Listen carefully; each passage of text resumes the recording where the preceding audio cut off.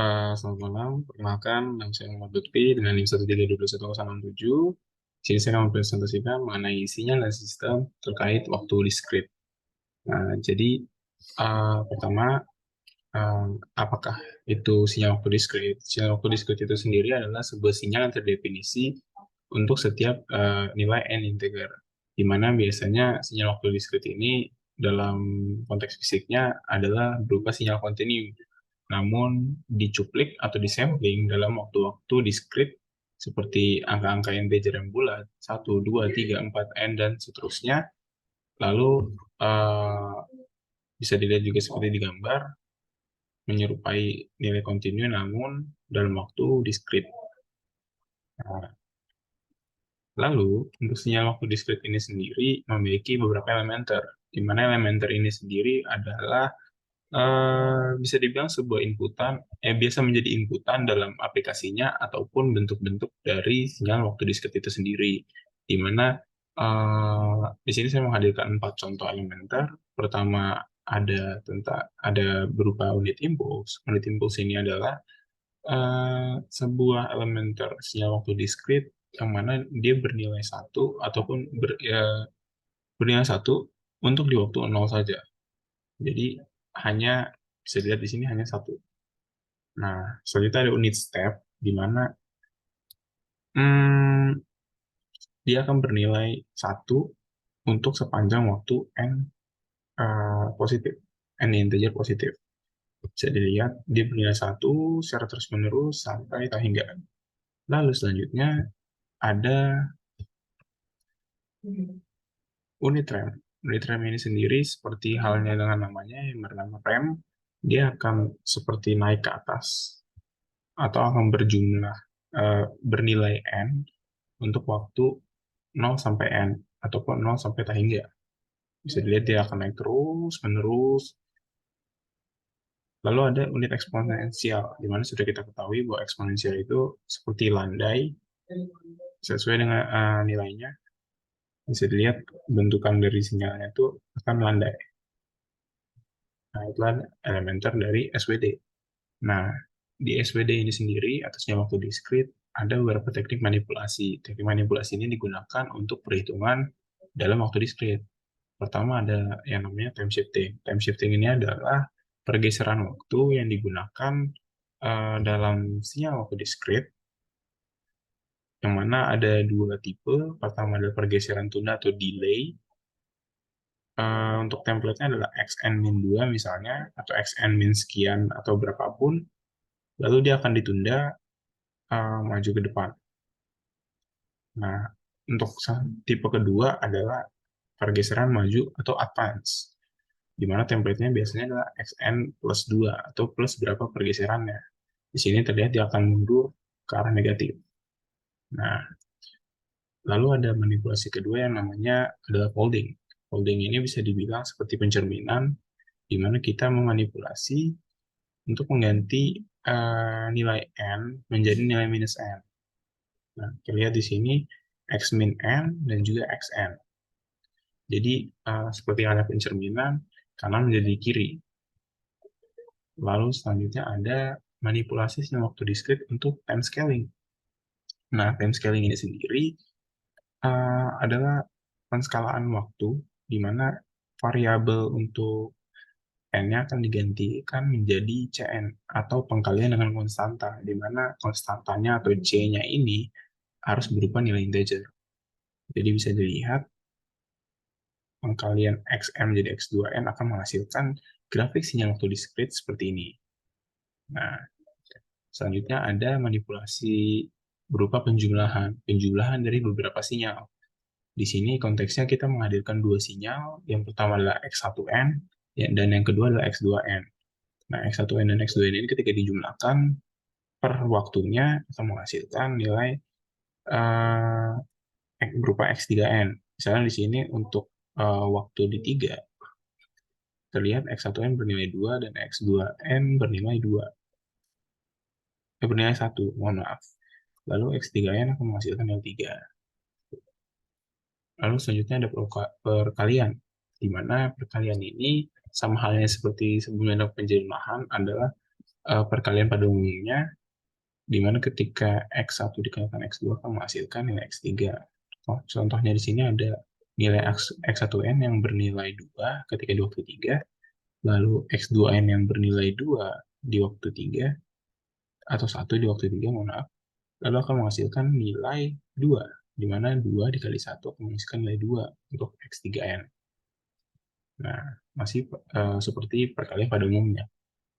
Lalu selanjutnya, setelah kita bisa memanipulasi sistem waktu diskrit, sinyal waktu diskrit, maka kita sudah bisa memahami yang mana ada sebuah sistem waktu diskrit.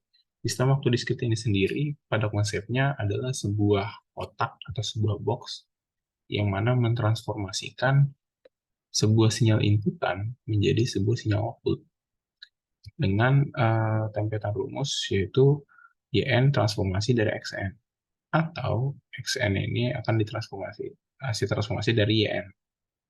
Nah, untuk bahasa singkatnya adalah sinyal YN ini adalah respon dari sistem atau sistem yang kotak ini terhadap sinyal masukan dari XN.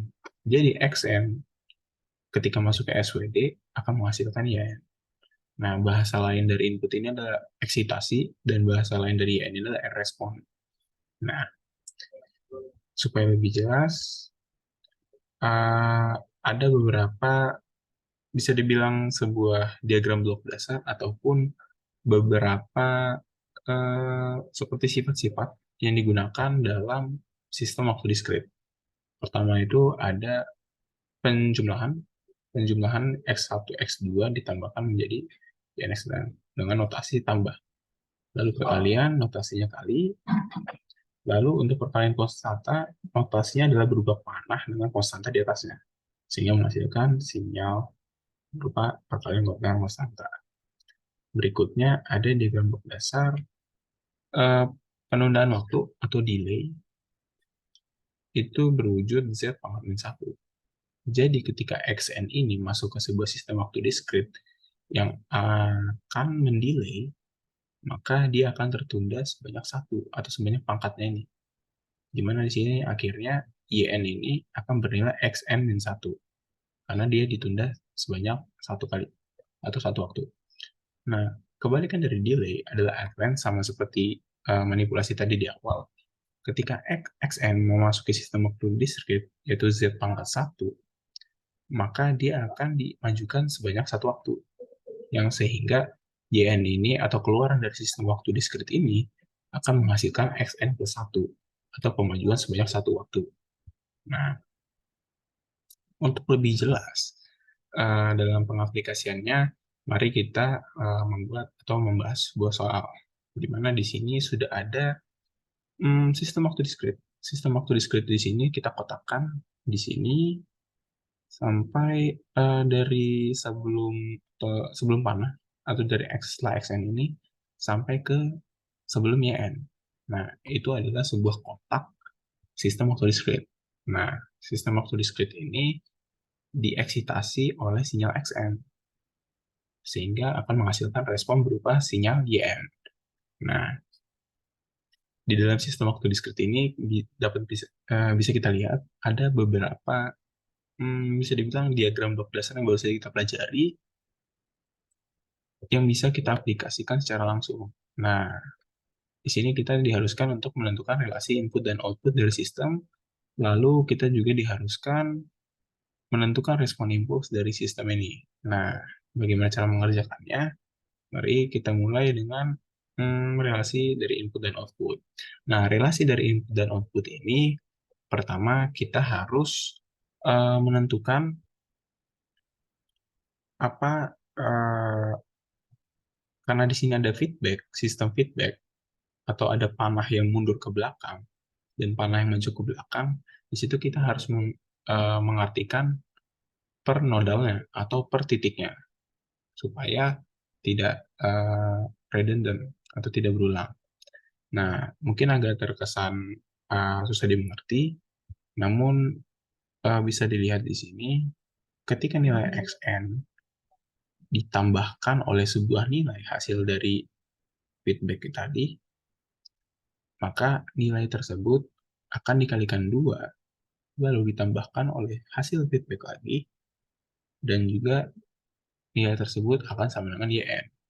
Itulah relasi input dan output.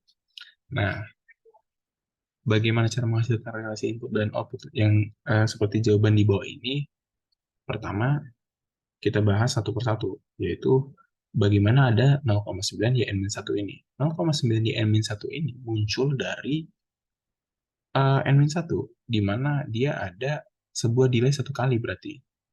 Delay satu kali akibat dari Z-1 ini.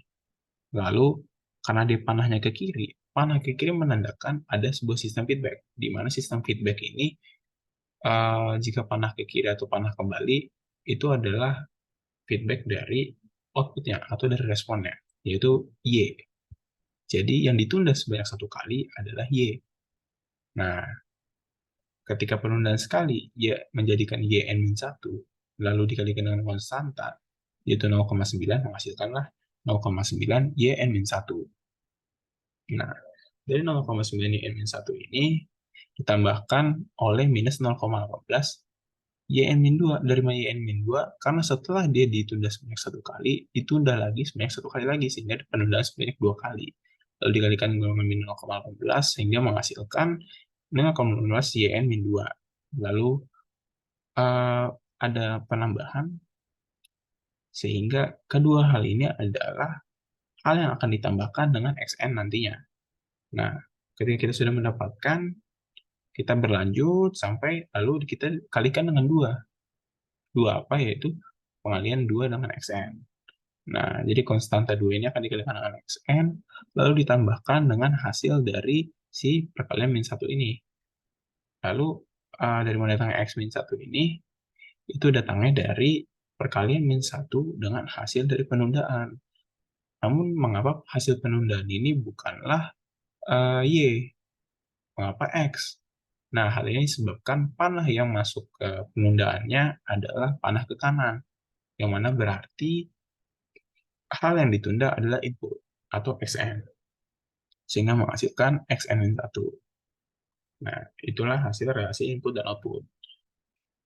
Nah, masuk ke soal kedua, di mana diinginkan metode langsung untuk menentukan respon input dari sistem. Jadi, pertama, ketika kita sudah mengetahui relasi input dan output ini, kita bisa melakukan persamaan karakterisasi, di mana YHN itu atau Y homogen akan sama dengan lambda kali N. Nah, lambda kali N ini persamaan karakteristiknya akan menghasilkan berupa sebagai berikut, di mana pengubahan dari relasi input ini dengan pemasukan atau substitusi dengan Y homogen ini akan menghasilkan nilai ini, di mana X-nya akan dimatikan. Kenapa? Karena input akan sama dengan 0. Nah, dengan begitu dapat dijabarkan atau difaktorisasi menghasilkan 6/10 dan 3/10. 6/10 dan 3/10 ini akan menjadi akar-akar polinomial untuk menghasilkan bentuk homogen. Nah, jadi dihasilkanlah bentuk homogen sebagai berikut. Nah, lalu kita ambil sampling untuk waktu 0 dan waktu 1. Sehingga didapati dua nilai, yaitu 2 dan 0,8. 2 dan 0,8 ini ketika diturunkan lebih dalam atau dilanjutkan lebih dalam akan menghasilkan 2/3 dan 4/3. Sehingga didapatilah konstanta C1 dan C2 itu 2/3 dan 4/3. Sehingga hal ini akan menjadikan respon impuls. Nah, perlu diketahui bahwa yang menjadi respon impuls adalah HN, bukanlah YHN ini. Ini adalah respon homogen, sedangkan ini adalah respon impuls. Nah, begitulah terkait permasalahan sinyal waktu diskrit. Mohon maaf jika apabila ada kekurangan. Saya undur diri. Terima kasih rekan-rekan.